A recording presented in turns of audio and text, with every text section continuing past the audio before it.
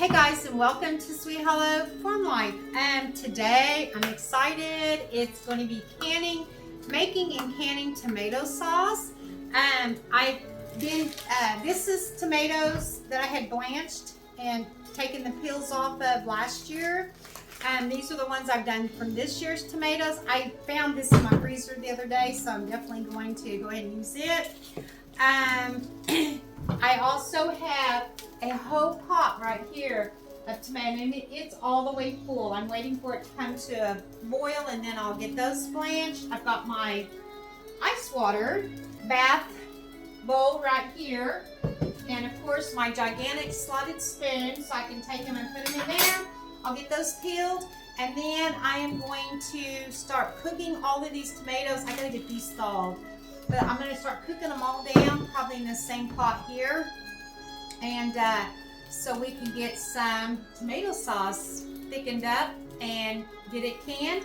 And I'm putting these in half-pint jars because that's about the size of the small cans, and that's all I use usually when I use tomato sauce, with it just being me and Rusty. So you can certainly can these in a larger pot. Okay guys, so I got the tomatoes blanched, and remember, when you're doing something like spaghetti sauce or tomato sauce, you really aren't going to over blanch them because they are going to cook down for a while today. But I did want to blanch them enough so I can put them in my food processor. I will not be de-seeding my tomatoes because I like the tomato seeds. But after you get them prepared, you can run them through a strainer and remove the seeds. I won't be doing that today. And I did core my tomatoes before I blanched them, so it just takes a few minutes now to knock these skins off, because if you core them first, they're going to peel so fast and so easy. Okay guys, so now I'm taking my skinned and cored tomatoes, putting them in my food processor, because I'm going to take this down as much as I can. So I'm just going to do it on puree. Oh, got to put this on or it won't go. I put too many tomatoes in here. This is when you want to strain it to get anything that, you know, isn't going to chop up out of there. Then you can put it back in there and try it again, of course. So that's what I'm going to do next.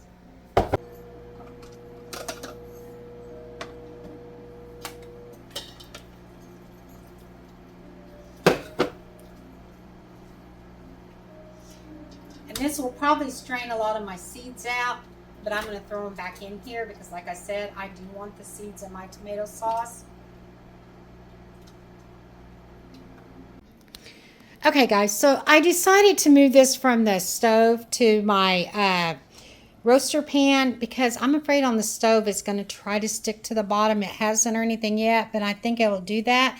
And then I'm going to be cooking this down about halfway, and I am going to add some of my dried onion and some dried garlic to this, just because I want it to have a little bit of flavor. And of course I'll put a little salt in here also. But I took this stick, it's actually a chopstick of my granddaughter's, and I put it down in here to see how high it is, and I marked the stick because I want to cook this down by about a third to half. And so that'll let me know about when I'm there. And that's how the sauce thickens also. Okay, it looks like I need to turn it down a little bit because it looks like it's already cooking pretty fast. Let's see. I think I'm going to start this at about 225 and just kind of see. But I don't want to be here all day doing this, but it will take most of the day. And I did measure this, so I know, because it's so hard to eyeball when you've got this much. I did, and I'm 1 quart shy of 2 gallons in here. So I'm just going to add onion until I feel like it's right. That's 2 tablespoons. I think I'll do about 3 tablespoons of onion powder or onion flakes. And I'm probably just going to do a tablespoon of my garlic here. This is also dried. I could use fresh. I just don't really want to chop it up right now, so I'm using what I have that's handy.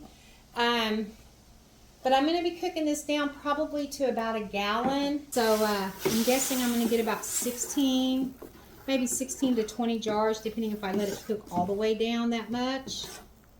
And I do need to add some canning salt to this. So let me go grab my salt and I'll get that in here too.